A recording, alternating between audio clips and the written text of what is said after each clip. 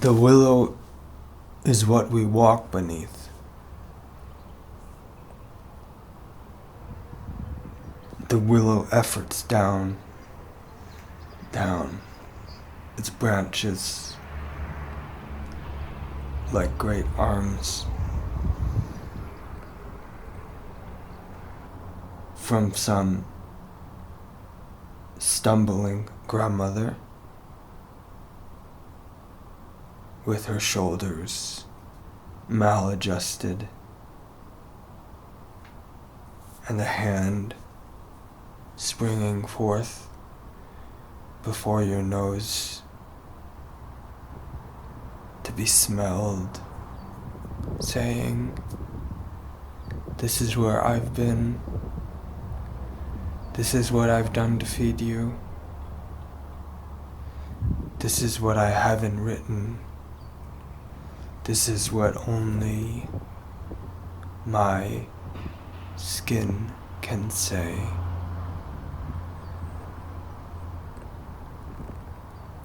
And her hair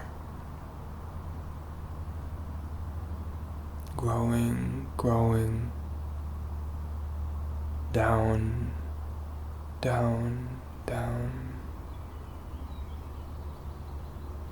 growing in water, growing on rivers, growing in swamps, growing on streams, growing, and dying young.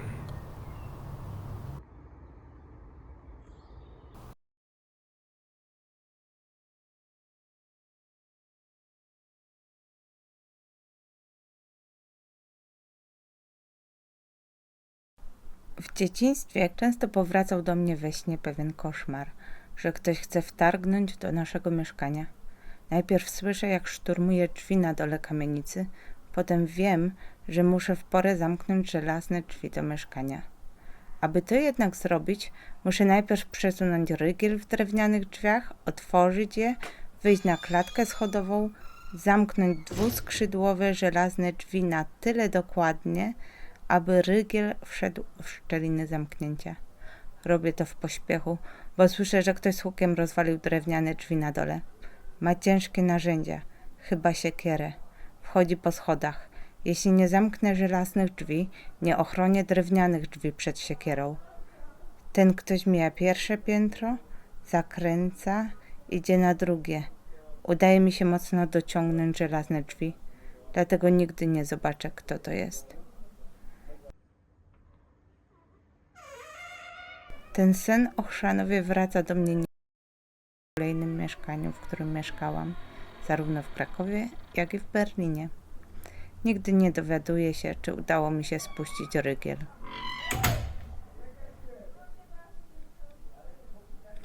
Kasia w jej snach z żelaznymi drzwiami z Chrzanowa wyczuwała możliwy rabunek. Tata mówi, że sen o tych żelaznych drzwiach też do niego powracał. W jego śnie drzwi wprawdzie były zamknięte na wszystkie możliwe spusty.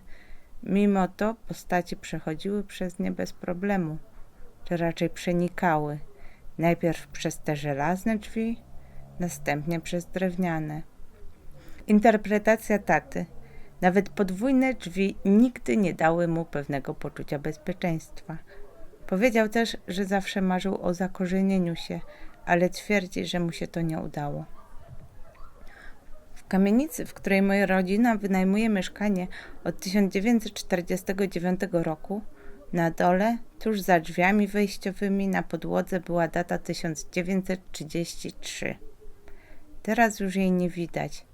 Po sprzedaży kamienicy przez odnalezionych spadkobierców, nowi właściciele odnowili klatkę schodową, między innymi kafelkując podłogi.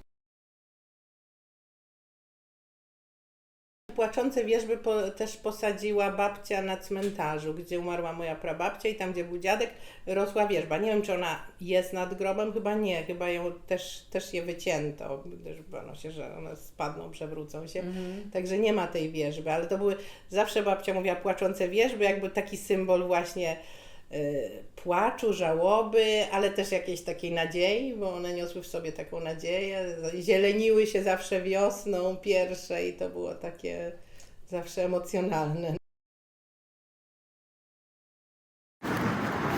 Wiadukt oddano do użytku 22 lipca 1972 roku.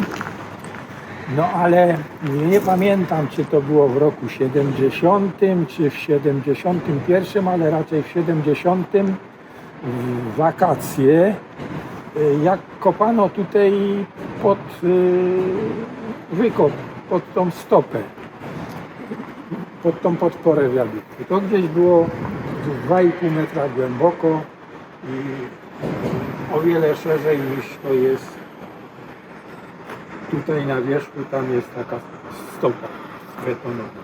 No i rozeszła się wiadomość, że znaleziono w tym wykopie zwłoki. No więc wszyscy myśleli, że to jacyś gangsterzy gdzieś kogoś tam zamordowali i wrzucili, żeby go zabetonowali, nie? No i ja z ciekawości przyjechałem tutaj na rowerze, ale nie mogłem już tutaj dotrzeć, bo tam była brama, gdzieś tam gdzie 5. czy 6. podpora, była brama, która zwykle była otwarta i przez którą przechodziłem, tak jak opowiadałem, że chodziłem tutaj na skróty na pociąg na 3. peron. No ale stał tam jakiś pracownik, jakiś milicjant, no i nie pozwolił mi przejść, ale widziałem z pewnej odległości, że tutaj pracowała jakaś komisja, było kupę ludzi, milicjanci, fotografowie, geodeci z tymi łatami, przyrządami geodezyjnymi.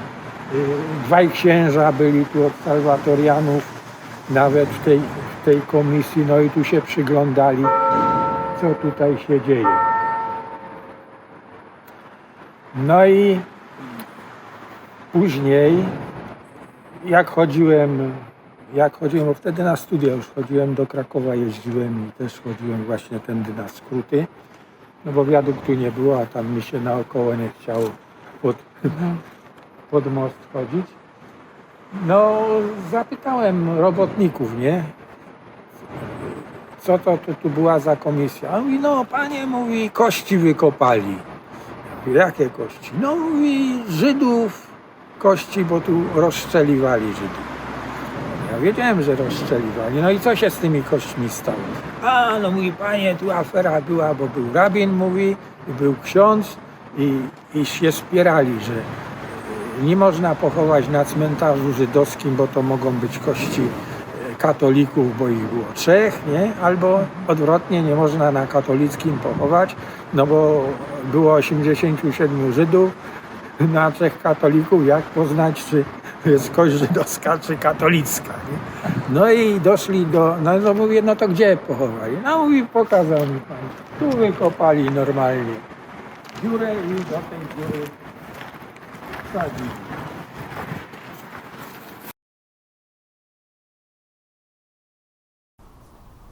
And your sister Kasia told us the other day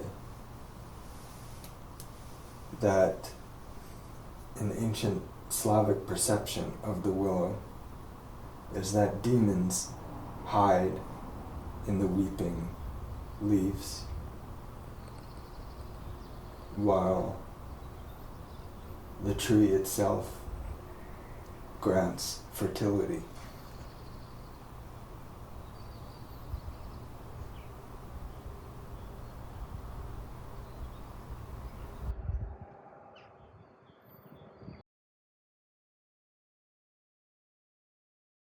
Could you tell us a little bit about Esther? Yeah, please.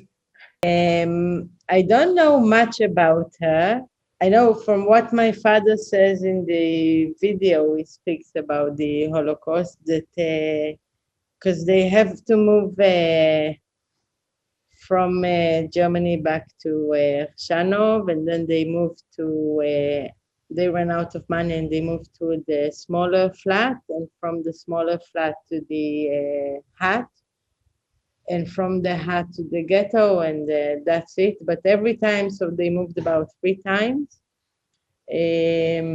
She was trying to make the house looks homey. Like she put the picture straight away and stuff like that. I think that's the only thing he said. His brother, my uncle, I heard him saying that she got very depressed. She thought that they were doing so well in Germany. The shop was doing so well that she really thought that nothing will happen to them. And when they were kicked out back to Chrzanów, she got depressed. And my uncle says that in Hebrew they say like a cockroach went into your mind, like something got stuck in your mind, that things are not going to be good. But he's saying that like she lost it. But actually, when I looked back, I thought she's the only one that knew what's coming. All of them didn't believe it, but she knew. She just said it's not going to be good, and that's it. She stopped. She couldn't cook anymore. She didn't do anything for the family after. So she was very depressed, and he says as well, my father doesn't remember that they sent her away to Krakow to a hospital or something, and when it got really bad, they brought her back, but then they caught her and they took her. So she had a really miserable end. I hope that they took her back because they don't really remember that well from that time. My father was only 11, and his brother was 13. I think if she was in a mental hospital, straight away they took all the people from the mental hospital. So I'm hoping I don't know if it was for the best, but anyway, he remembers that she came back and then they took her. Okay. Your father doesn't completely remember if she came back from the hospital in Krakow or not? No, he doesn't remember all these episodes. Wow.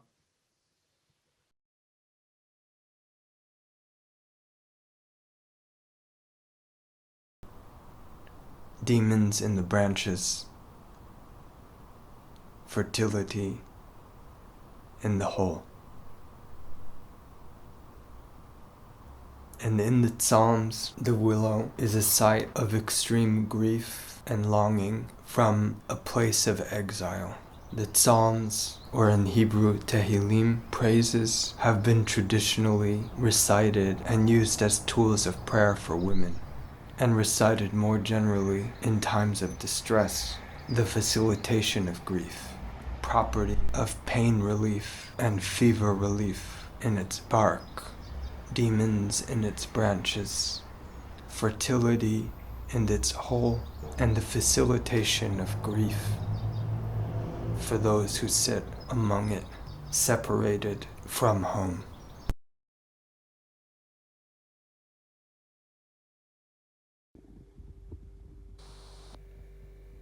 Drogi Robercie, dopiero zimą tego roku przeczytałam, że ulica Garncarska znajdowała się na terenie getta chrzanowskiego, zlikwidowanego 18 lutego 1943. Garncarska znajduje się przy placu Estery. Z tego też nie zdawałam sobie sprawy, dorastając tutaj, ponieważ nie ma już placu Estery. Właściwie plac tam jest, to znaczy miejsce pozostało. W ziemi znajdują się nadal fundamenty synagogi, ale nie nazywa się już ani placem Estery, ani nawet placem.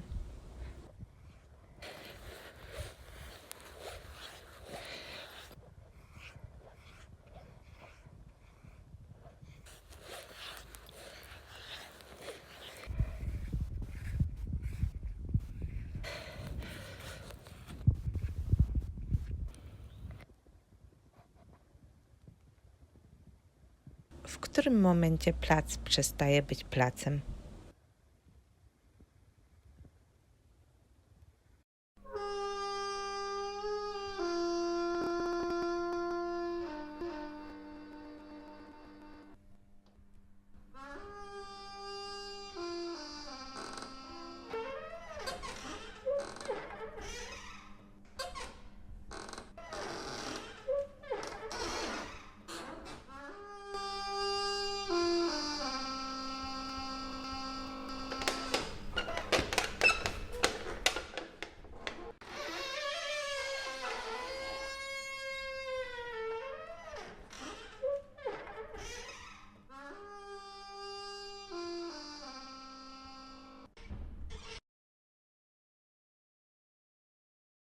Babcia nazywała się, przed wojną nazywała się Elżbieta Schimmer.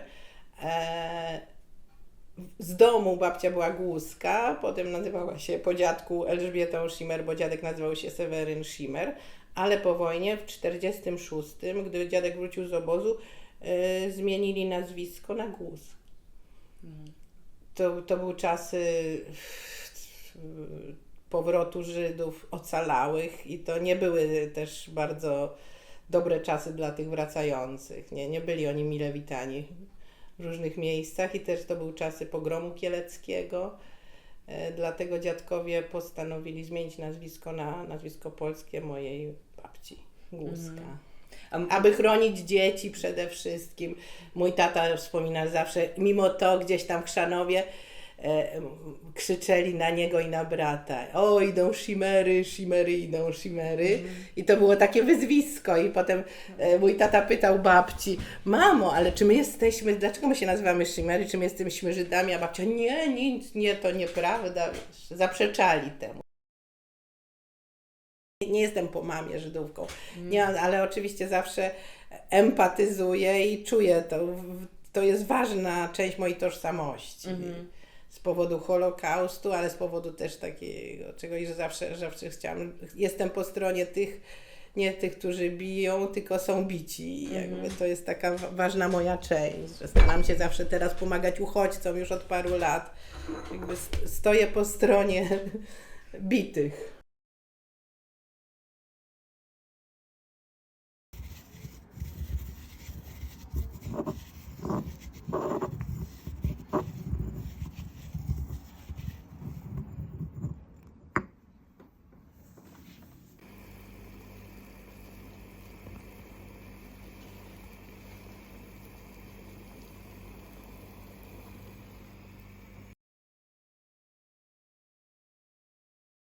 The willow is not a memorial, but the perpetuation of a radical tradition. And this tradition is something I came to when I wanted to learn about my ancestors' relationship to the world around them, to the naskoric of the world you live within, that which is still there, that which they left their imprint on, but was not eradicated.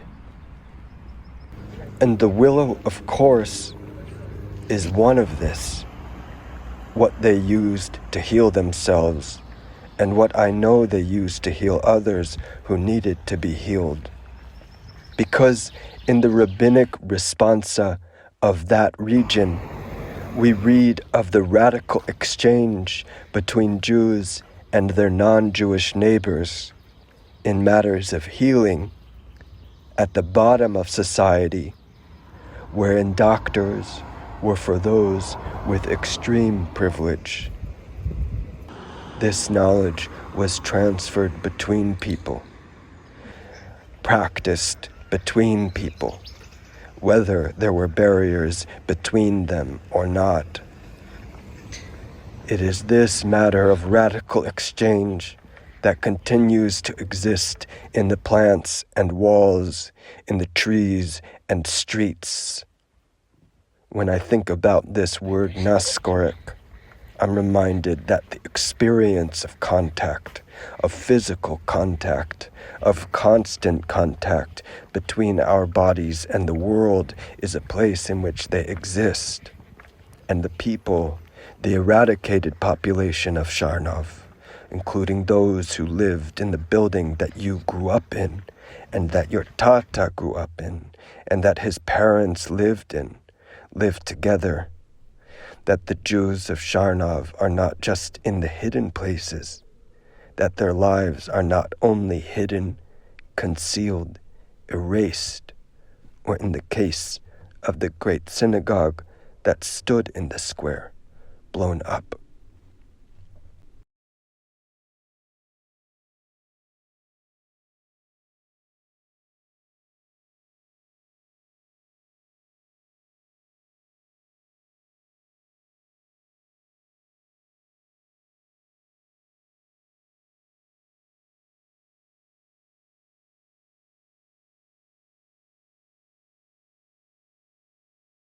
I think they were all dependent on each other, like the fish seller and the kosher meat seller. So they were all connected. And I know that every Friday, everyone brought the chunt, the food. Meal. Yeah, the Shabbos. Yeah. Yeah. So they took it to the baker, and the baker had like 20 pans of chunt, and it was there until Saturday because the fire was there all day. It could be stayed on for the weekend. So they were all connected and they needed each other. So, and I think most of them as well were merchants and they were dealing on the streets. The Rinnek was very busy. So they had to, now it's getting less and less mingling. But my uncle that went there I think in the 90s, he said that it looks so much better than when they were there. It was black and everything, the houses were crumbling down. Most of the people didn't have money back then. And he said that now it looks really pretty, much better than then.